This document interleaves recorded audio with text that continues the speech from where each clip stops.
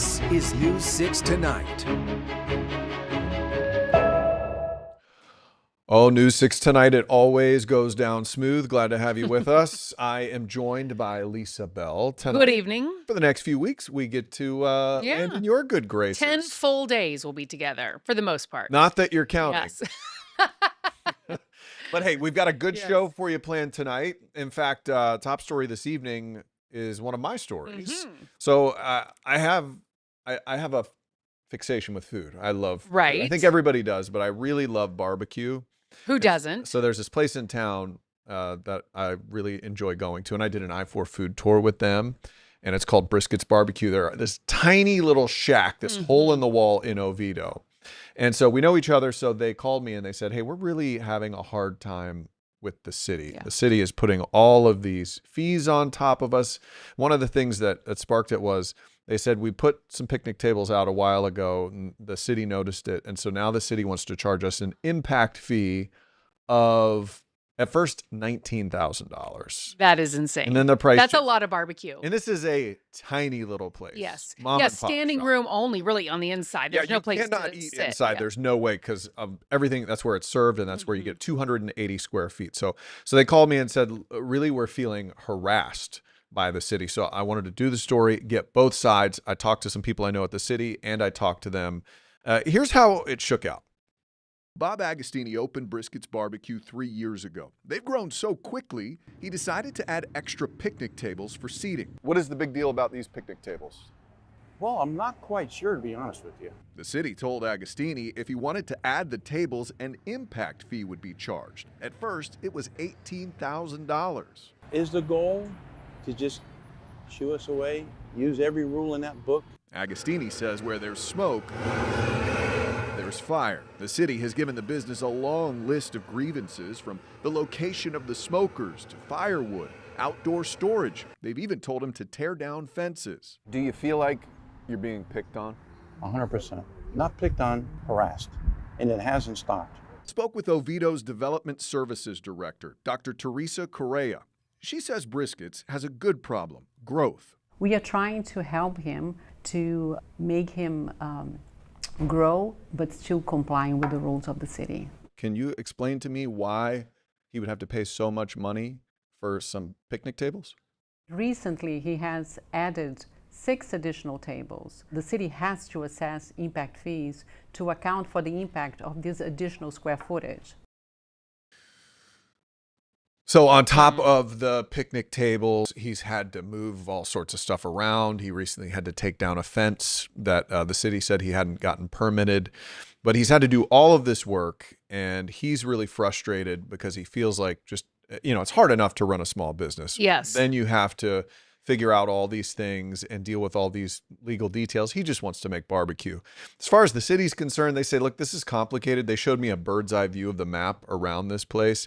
And this tiny little spot is surrounded by a triangle of the actual land that he is leasing right now. Behind it is a right-of-way that the city owns. Right next to it, another property owner owns a lot of that space. So the survey is complex, and he's trying to deal with that. The city's trying to make the rules, and it's really starting to get complicated. So on Thursday of this week, he has a meeting with a magistrate. But really, this is a story about the whole area. Everybody's growing.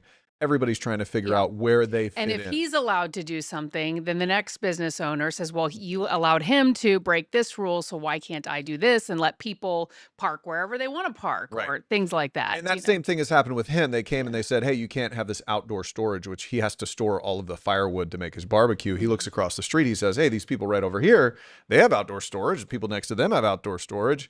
And so what was their response to that? So they went to the businesses and said, oh, we see you have outdoor Yeah. storage as well. And then they started, instead of Does it seem curtailing like it for someone him. might have made a complaint about his business? Because it seems odd that all of a sudden this would become such a big concern that some officials almost seem fixated on it. That's what he says. He says at this point it feels personal, and he's worried because he Yeah. has a lot of employees and he loves the spot there. But the city says it's not personal. In fact, when I spoke to the lady who runs the city development services over there, she said there's actually a lot of people in this building who like that barbecue. Yeah. And we don't want it going anywhere. Yeah. So she said it's not personal, but at this point for him, it's feeling that way. So there's a lot of emotions mixed in there, and we'll have to sort You through. know, when you see that video, it looks so charming. You know, being able to sit outside on a picnic table and have some barbecue and not have kind of this like cookie cutter giant chain restaurant that Right. sets up shop that we see on every other Yeah, corner. there's none of that hipster stuff Yeah. there. That was a barbecue place back in the day, and he had to come in and renovate it. It looks a lot better now than it used to. I think everybody agrees. And he just needs more room. I don't think when he started the business, he was thinking he was going to have to make all these thousands of pounds of barbecue and need all this space and storage and chairs because people love it. If you go there on a regular day, you're going to be waiting a little while. And let me tell you, as a barbecue guy, it is worth it. Nobody can argue that barbecue. Sounds like he's followed the Four Rivers recipe because they started out and kind Very of very small. small. You saw a line out the door, and the next thing you know, there's Four Rivers everywhere. So Yeah, it's true. He says it's tough Yeah. business though. His margins are tight. I'm like, what does, $19,000? Is that going to Right. really hurt you? He goes, my margins are thin. Meat is expensive. We try to keep our costs low. So it would hurt. It would yeah, definitely. and the prices are only going up, it seems. And we're actually have a story about prices going up coming up a little bit later. But I want to get to another story that continues to generate headlines, not just here in Florida and Central Florida, but really around the world. And that is, of course, the painting over of crosswalks all throughout the state of Florida. The one that caught a lot of attention is the rainbow colored crosswalk outside the Pulse nightclub, which was painted as a memorial to the 49 people who were killed. But today, our James Sparvero covered a different crosswalk that has now been painted over. And this one is actually outside Endeavor Elementary School. And it actually made news 5 years ago. It was a big celebration when city officials unveiled it. They had worked with students to come up with this design specifically to draw awareness and attention to this crosswalk so that people wouldn't just blow through the intersection. They'd actually see that it's a It's a crosswalk. safety measure. It was meant as a safety measure. Let's go ahead and listen to his story from earlier today. I just learned this morning about FDOT also painting over a crosswalk at Endeavor Elementary School. And it had inspirational phrases on it for the kids, like road to opportunity, path to success. Like in Orlando, I'm finding people here who don't like this decision. I believe the state is overstepping their boundaries. If the neighborhood don't have no complaints and the school district don't have no complaints about the color of the sidewalks, what's the difference? Let it be. The crosswalk was celebrated 5 years ago when the city put it in. Now, after its removal, the city gave me a statement that defends the crosswalk. The city of Cocoa worked with students from Endeavor to design a crosswalk that would help it stand out to drivers and help ensure the safety of our students walking to school. The city says a crossing guard or police officer will continue to help kids cross the street.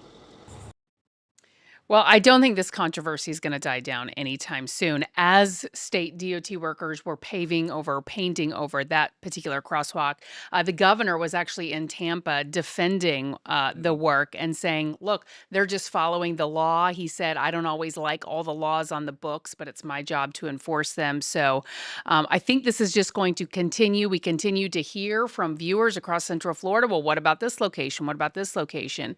Just yesterday, we did a detailed story here on this very broadcast talking about the high visibility green and white crosswalks in Seminole County along the Seminole-Wekiva Trail that have now been painted over and are now black and white. And those were specifically studied, paid for to draw visibility to the crosswalk. And a famous one near Daytona International Speedway is still there tonight, as far as we know, but a letter was sent to them, and that is probably going to be painted over. Here's my question, though, because that's a checkered flag, correct? is. Yes. Is it black and white? And I will don't that be think it is. okay? I feel like there's some yellow in there. Okay. Well, Yeah, then so- it might be in violation. I think it is. And I Okay. think that's why they got the note. Yeah. So we're going to have to see how this plays out. But at this point, if you're keeping track, now, if they had only colored in or cleaned off the rainbow crosswalk and they had left the other ones, legally, you could make a case that, hey, they're targeting this particular group of people. At this point, So now they they're are doing it going across the for board. any Yep. crosswalk that has color on it. And so we'll see. We'll see how it shakes out politically. I don't know yet. All right. Well, we had a very interesting story. Have you ever left a Google review? I actually have. You have. Was it a good review or a negative review? Uh, so it wasn't the best review, but it was honest. And I'm very careful about that. Certainly, putting my name out there. Yeah. I've left Yes. both. I've left 1 stars and I've left 5 stars. Mhm. I think it's one of the most empowering things as a consumer these days. If somebody does say cheat you out of Yes, something in and- your opinion, you can go and warn people, hey, this is a bad place. Yeah, absolutely. And certainly when you ask for them to, help you out in whatever the situation is and they refuse, well, many times you don't feel like you have a lot of recourse other than going It's there. true, and that's all you Yeah. have. I had a place, a rental car place that really did me wrong one time, so I gave him an instant terrible review, and the guy was like, "I will fix what I promised if you take that review down." You got results. I got results with that review. So anyway, the reviews are very powerful, Yes. and so I look at a lot of reviews. I do too. Yes. I check them, especially when it comes to a restaurant or Mhm. somebody that you're using for a service. So our investigator Mike DeForest started hearing about this extortion scheme. Basically, these businesses would start seeing their businesses getting terrible reviews. They were like, "What's going A on?" ton all at once. Ton, Yeah. all at one time, and then someone would contact them and say, "Hey, if you don't want any more bad reviews, pay up." Here's Mike DeForest with that story. I mean, we hold ourselves to a certain standard to try to get those reviews, so it's extremely disheartening when someone comes and erases that. Recently, Straight Paths Moving was attacked by a flurry of negative Google reviews. In just a matter of minutes, dozens of 1-star reviews poured in. They'd pop up 10, 15 at a time, just like that, out of nowhere. The very next day, the very same thing happened to another Central Florida company, Home Shield Roofing, threatening its 5-star Google reviews and frightening its owner, Tim O'Brien. Your heart's in your throat because you're wondering what's going on and how do you fix it. Both men soon received text messages from a Pakistani phone number that said, "I am doing bad reviews on your business." The business owners were told to send me payment or else even more bad reviews would be posted. Neither of them paid. I put much of the blame here on the tech companies like Google, for example. They're just not doing enough to self-police and protect the businesses that are paying them. Google has not responded to any of our requests for comment on this story. Kay Dean with Fake Review Watch urges consumers to be skeptical of any online reviews, both positive and negative. She says the best reviews are still by word of mouth. Which is so true. And by the way, a company like Google could do so much better at filtering out the fake reviews. They know when someone is posting a review about 80 different businesses all across the world all at once, that person did not actually go there. There should be a limit. There are easy fixes Yes. that they could make, like say they know where your location is. Mhm. If you've never been to that location before, how could you review that? If Right. you've never even been Yeah. in Florida Provide some type of verification. Yeah, and this, I mean, Yeah. we're talking a big deal to these businesses. If you're Absolutely. a poorly reviewed Yeah. roofing business, It's almost you're like cooked. you wonder if one day it'll get to the point there's a defamation or a slander or a libel case Mm-hmm. where these people, innocent people, have all of this stuff plastered about them on the internet and no one does anything to stop it. Well, if that person's in Pakistan legally, But Google's not. that's true. If you put the onus And on Google's Google- got money. Yeah, they Yeah. have a lot of money. Yeah. That legally, I think you've got a Yeah. class action case. Lisa Bell, the lawyer, is brewing up here. We have much more to come for you, including a lot of talk about gas taxes recently. Mhm. How if you fill up, Yeah. you Speaking might be of paying more. prices going up. Particular county. Yeah, we'll be right back. Welcome to News 6 Tonight. We are so thankful that you're joining us here wherever you found us. Yeah, you know what this tells me? If you have made this your new streaming destination, it tells me you're smart, also good looking, because you chose to watch the news in a different way. That makes you really smart. Anybody can give you the news from a teleprompter or an old newspaper. We do it in a fresh new way. That's right. So check us out wherever you like to stream. We have this app for your TV, News 6 Plus.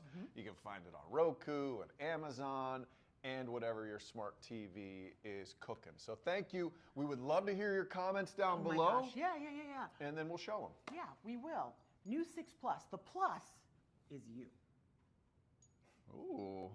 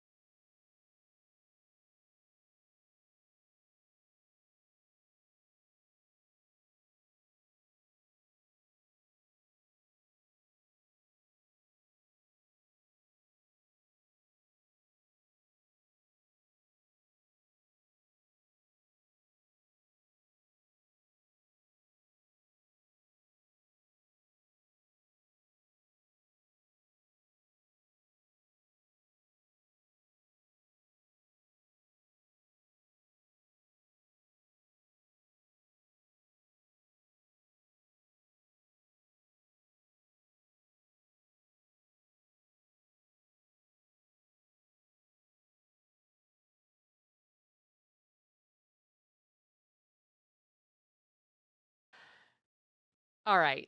Right now, we're going to take a little turn in the road.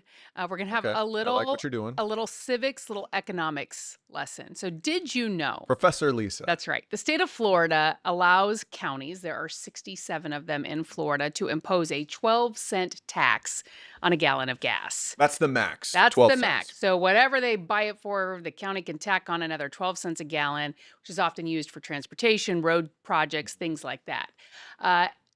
About 3 weeks ago, 33 of Florida's 67 counties maxed it out.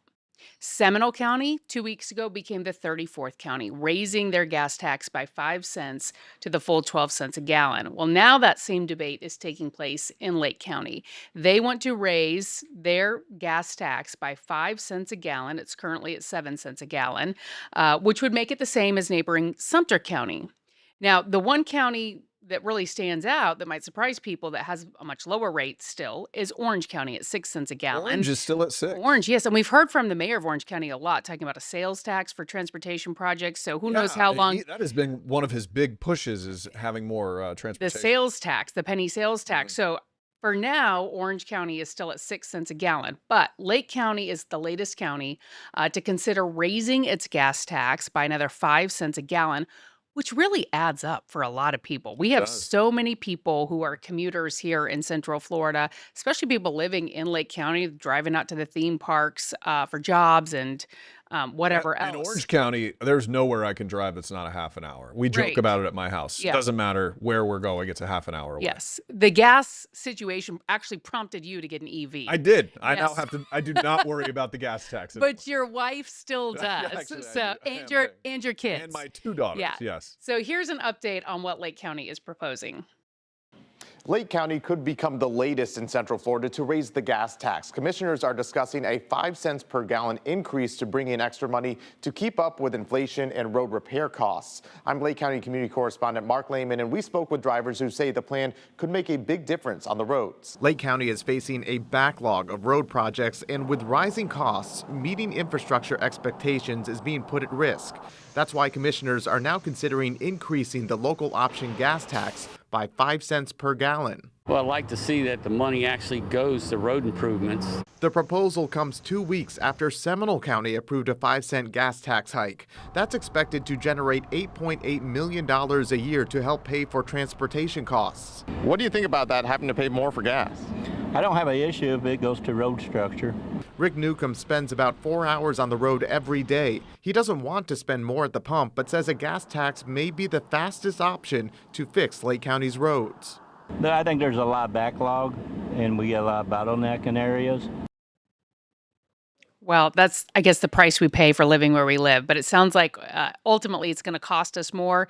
And then we'll all be frustrated because we're actually sitting in construction Yeah, and right. dealing with that we get paid. to Yes. Be charged more, and then we get to sit in construction right. because of it. Yeah. Yeah, So- I am curious as to how the EVs have impacted these taxes, because like we were talking about, Mhm. I see a lot of Teslas on the road. They do Right. not contribute at all to those gas taxes. And they put a lot of wear and tear on the roads because they're so heavy. I don't know what you're lobbying for right now, but I don't like it. I'm just saying. By the way, the next public meeting on Lake County's proposal will be September 23rd if you want to go. Yeah. Voice your opinion. This is our transportation block, is what we're going to call this tonight, because we're also talking about a new way to figure out this whole public transportation thing. I would say I love this state. There are some very big strengths to living here. Mhm. Low taxes, beautiful. Except for gas weather, taxes. Except for gas taxes. They're worse in California, actually. And property. Yeah. Property tax is pretty high, home insurance. But there are a lot of good things. College is amazing here and super affordable. But public transportation is a weak spot. Absolutely. And it's something that many of the areas have tried to work on. Well, Seminole County's trying something different. Instead of using Lynx buses, because you know a bus is expensive, it costs a lot of money. The gas in those things is not cheap. And then you have to go on these little routes that may or may not be convenient for the people who are living in your spread out county. So they're trying basically this thing called Seminole Scout, which is almost like a very cheap Uber, to where somebody comes and picks you up, takes you to this place. It might cost you $1.50. If you're disabled, it might be free. Our community correspondent, Catherine Silver, has that story. Seminole County is saying goodbye to buses and hello to Scout. We've been telling you about the new public transportation system the county's been developing over the past year. It's similar to a Lyft or an Uber. Your ride starts on your phone. You'll request a ride through a vehicle. It should take you exactly where you want to go instead of just the nearest bus stop that's close to your destination. These are mock-ups of what the app will look like. Once your ride is here, it will take you anywhere you want to go within 5 different service zones. They've chosen areas where there are hospitals, grocery stores, and Sunrail stations because ultimately how much you pay depends on how many zones you're traveling through. The base fare starts at $4 and it goes up to $14. That's if you want to transfer through multiple zones. There are also surge costs for peak hours and additional passengers.